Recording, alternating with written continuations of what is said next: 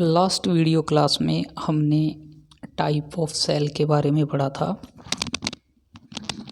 अब जो हम पढ़ेंगे वो जो अपने पास जो इलेक्ट्रोकेमिकल सेल है या जो विद्युत रासायनिक सेल है, उस विद्युत रासायनिक सेल का ईएमएफ अपने कैसे निकालेंगे, इलेक्ट्रोमोटिव फोर्स कैसे निकालेंगे, या जो सेल का जो विद्युत वाहक बल है वो कैसे ज्ञात किया जाता है, उसके बारे में हम पढ़ेंगे। तो सबसे पहले हम जो डैनियल सेल का मानक विद्युत वाहक बल कैसे निकालेंगे, या जो electromotive force of Daniell cell वो कैसे निकालेंगे। जो डैनियल सेल है, डैनियल सेल का मानक विद्युत वाहक बल प्लस 1.10 वोल्ट होता है। यानी जो डैनियल सेल है, डैनियल सेल का जो विद्युत वाहक बल है वो प्लस 1.10 वोल्ट होता है। सेल का जो ईएमएफ है उसको जो अपने निकालने का जो अपने पास जो एक सूत्र है या जो फार्मूला है वो क्या है, ई नॉट सेल इक्वल ई दायां माइनस ई नॉट बायां। अब यहाँ पे जो दाएं का मतलब क्या है कि जिस सेल पे ऑक्सीडेशन हो रहा है वो क्या होता है, उसका दायां होता है। नहीं, जिस सेल के ऊपर क्या हो रहा होता है, रिडक्शन हो रहा होता है, उसको हम क्या बोलते हैं, दायां इलेक्ट्रोड होता है। और जिस सेल के ऊपर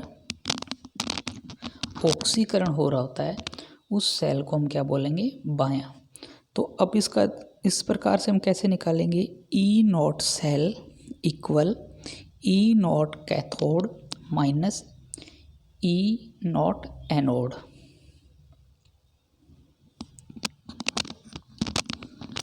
तो अपने इसको कैसे लिखेंगे, ई नॉट सेल इक्वल, यानी जो कॉपर पे जो जो अपने पास है जो रिडक्शन क्या हो रहा था, कॉपर प्लस 2 आयन किसके अंदर कन्वर्ट हो रहा था, कॉपर के अंदर। तो अब हम इस प्रकार से इसको लिख लेंगे। अब अपने पास जो कॉपर का जो अपने पास जो विभव आ रहा है, जो अपचयन विभव आ रहा है वो कितना आ रहा है, प्लस 0.34। और उसी प्रकार अपने पास जो जिंक का जो ऑक्सीकरण विभव आ रहा है वो कितना आ रहा है, माइनस 0.76। जब अपने सॉल्व करेंगे तो जो अपने पास ई नॉट यानी जो सेल का विद्युत वाहक बल आएगा वो अपने पास कितना आएगा, 1.1 वोल्ट आएगा। अब जो डैनियल सेल है, उस डैनियल सेल का जो अपने जो आरेख जो बनाते हैं, वो जो इसका जो सेल डायग्राम या जो सेल आरेख है वो कैसे बनाते हैं।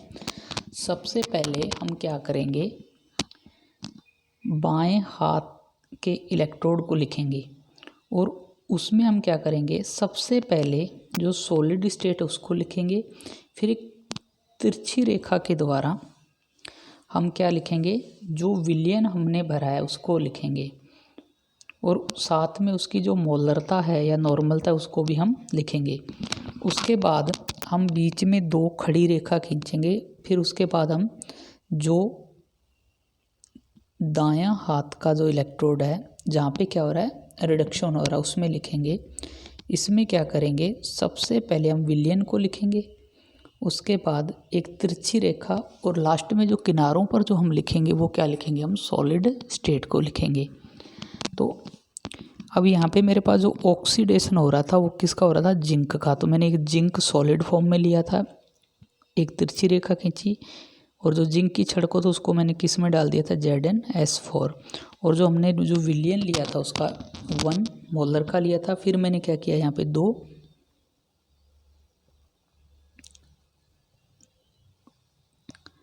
खड़ी रेखा खींच दी। उसके बाद मैंने कॉपर सल्फेट, और फिर मैंने 1M, और उसके बाद मैंने कॉपर सॉलिड को लिख दिया।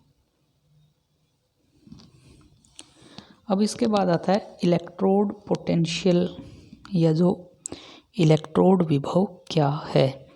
जब किसी धातु को उसी के विलयन में डुबोया जाता है तो धातु का ऑक्सीकरण या अपचयन होता है। जब किसी धातु को उसी के विलयन में डुबोया जाता है तो उस धातु का ऑक्सीकरण या अपचयन होता है, जिसके कारण धातु तथा उसके विलयन में अलग अलग आवेश उत्पन्न हो जाते हैं, जिससे एक विभव उत्पन्न होता है जिसे इलेक्ट्रोड विभव कहा जाता है।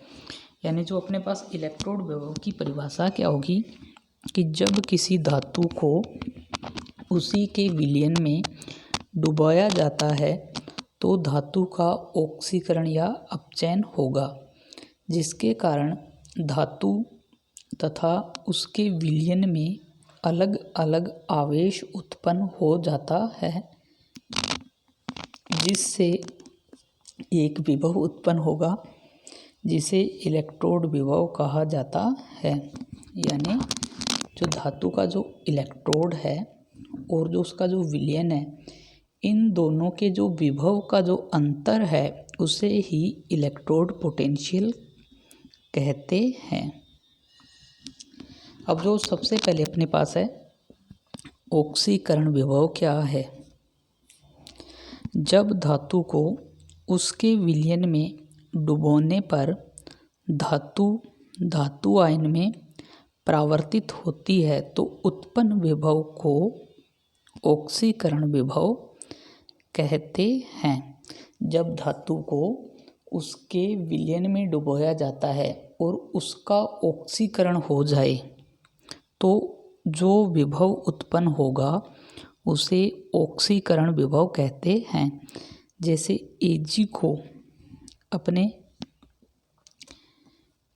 AgNO3 के विलयन में डुबो दें तो उसका क्या हो जाता है, ऑक्सीकरण हो जाता है। और जो ऑक्सीकरण होगा इसी को हम क्या बोलेंगे, ऑक्सीकरण विभव बोलेंगे। इसी प्रकार जिंक धातु को जिंक सल्फेट के विलयन में डुबो दें तो उसका क्या हो जाता है, ऑक्सीकरण हो जाता है। अब नेक्स्ट अपने पास अपचयन विभव। जब धातु को उसके विलयन में डुबोने पर धातु आयन या धातु में परावर्तित हो जाती है तो उत्पन्न विभव को अपचयन विभव कहते हैं।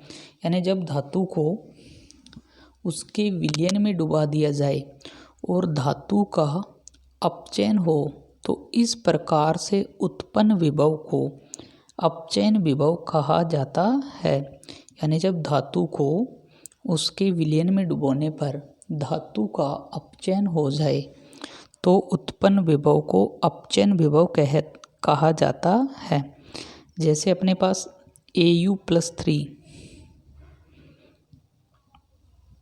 और जैसे कॉपर है, जैसे अपने कॉपर की जो धातु है उसको यदि अपने कॉपर सल्फेट के विलयन में डाल दें तो उसका क्या हो जाता है, कॉपर का अपचयन हो जाता है। इसी प्रकार ये सेम जो कंडीशन है अपने पास Au पे भी लागू इसको अपने कर सकते हैं।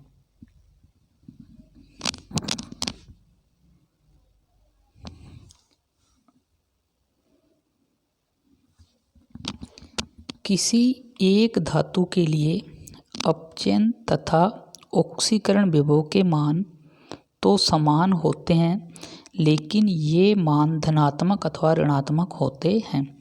यानी जो अपचयन विभव है और ऑक्सीकरण जो विभव है इनके मान समान तो हो सकते हैं, लेकिन उनके जो साइन है या तो ये पॉजिटिव में आएगा या किस में आएगा, नेगेटिव में आएगा। जैसे यदि अपने को कॉपर है, कॉपर मेटल, उसका यदि ऑक्सीकरण विभव का मान आएगा तो वो अपने पास आएगा +0.34। इसी प्रकार कॉपर के लिए जो अपचयन विभव का मान आएगा वो कितना आ जाएगा, -0.34 वोल्ट आ जाएगा।